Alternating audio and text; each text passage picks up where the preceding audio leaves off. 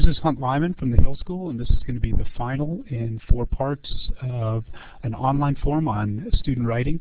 And here we're going to be talking about publication of student writing. Now, we believe very firmly that it's important for kids to learn to write for an audience that's wider than just the teacher. So throughout the school, we publish student writing. In the lower school, sometimes that takes the form of putting compositions and essays and poems up on the wall.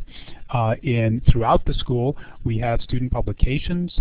Calliope is published twice a year. It represents the finest personal narrative compositions and poems written by students of all ages. Upper school students act as editors, and they're adult editors as well.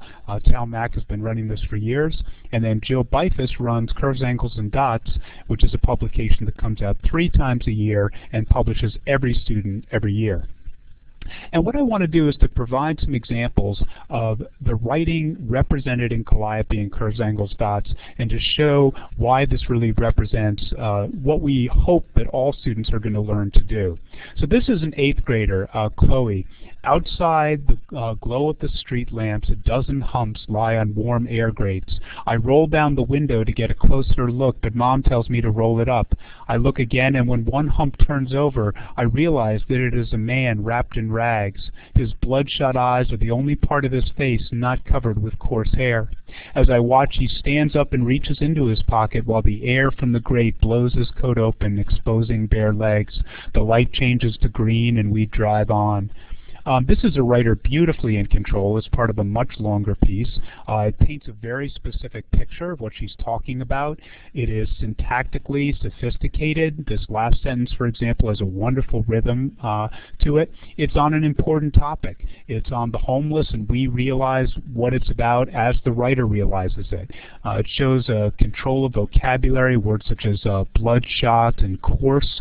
It is really a sophisticated piece, and the whole piece, which has been published, is I think, magnificent. For a 7th grader, Robin, my heart sank as the geese circled but did not land. Now I did not dare to look where they were. They were talking wildly like a bunch of ladies at a discount sale.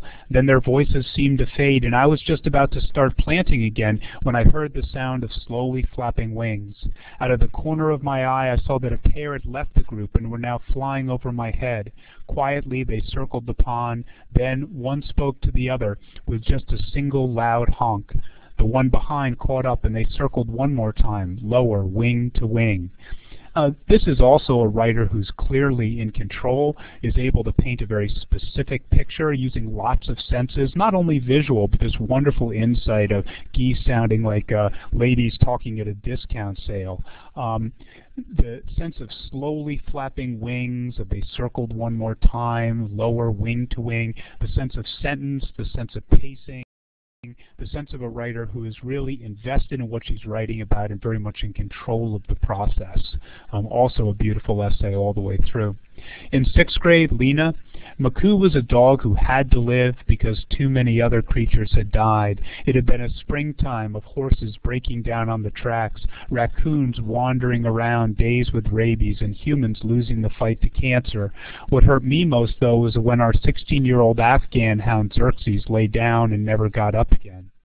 Often kids who write about the death of pets are grappling for the first time with a very close observation of death. It can be very, very moving, and I have trouble reading this without being moved by it every time. Certainly in terms of investment and in voice, this is very successful, but you can talk about its success in other ways too. In terms of organization, it begins with Maku, a dog who had to live, and then we hear of horses breaking down, raccoons wandering around, almost incidentally, humans losing the fight to cancer, and then we end the paragraph with another dog that did die, making the reader wonder about this first dog and what happened to Maku. This is certainly a beginning of a composition that would very much make me want to read on. Probably forget about marking the punctuation because I get so engaged in the story itself. Here are 2 boys writing 5th grade poems. The first is a complete poem. The second is a selection. First, Willems, the rain cheered at the huge fight between thunder and light. I don't know many poets who can accomplish this much in this short a time.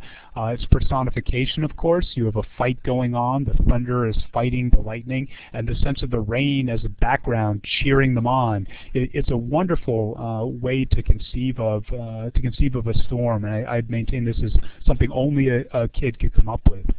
Noah's, I looked out across Manhattan from the Empire State Building. It was like the ancient Greeks looking into the night sky, the city lights glittering like stars in the darkness. This is also very original in my mind. It's a situation of someone on top of the Empire State Building looking down at the lights in Manhattan, compared to the ancient Greeks looking up into the night sky, the lights of Manhattan like the stars. This is a writer who, when standing on the Empire State Building, thinks of ancient Greeks.